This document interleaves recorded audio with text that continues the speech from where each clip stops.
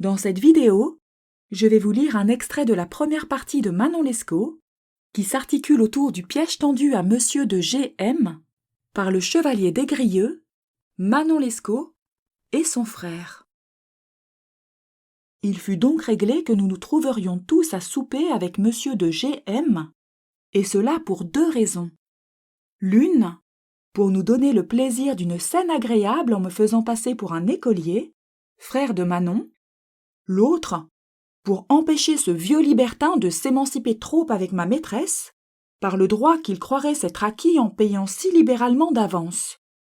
Nous devions nous retirer, Lescaut et moi, lorsqu'il monterait à la chambre où il comptait de passer la nuit. Et Manon, au lieu de le suivre, nous promit de sortir et de la venir passer avec moi. Lescaut se chargea du soin d'avoir exactement un carrosse à la porte.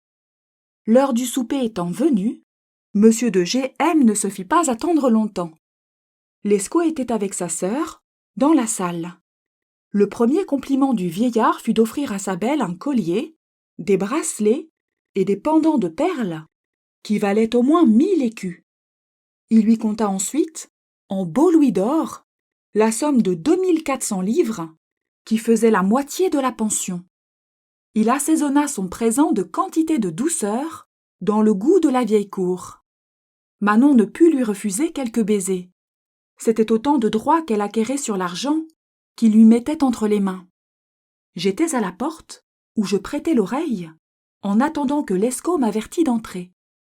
Il vint me prendre par la main, lorsque Manon eut serré l'argent et les bijoux, et me conduisant vers Monsieur de G.M., il m'ordonna de lui faire la révérence. J'en fis 2 ou 3 des plus profondes. « Excusez, monsieur, lui dit Lescaut, c'est un enfant fort neuf. Il est bien éloigné, comme vous voyez, d'avoir les airs de Paris. Mais nous espérons qu'un peu d'usage le façonnera. Vous aurez l'honneur de voir ici souvent monsieur, ajouta-t-il en se tournant vers moi. Faites bien votre profit d'un si bon modèle. Le vieil amant parut prendre plaisir à me voir. Il me donna 2 ou 3 petits coups sur la joue, en me disant que j'étais un joli garçon, mais qu'il fallait être sur mes gardes à Paris, où les jeunes gens se laissent aller facilement à la débauche.